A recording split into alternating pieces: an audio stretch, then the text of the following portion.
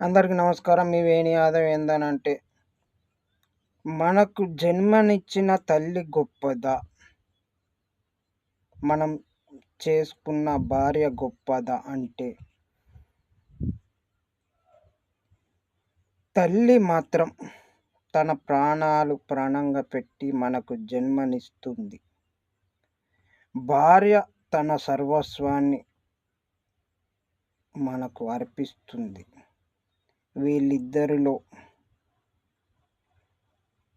ఎవరు గొప్ప అంటే, వీళ్ళిద్దరూ మనకు చాలా ముఖ్యం. వీళ్ళిద్దరూ గొప్ప వ్యక్తులే.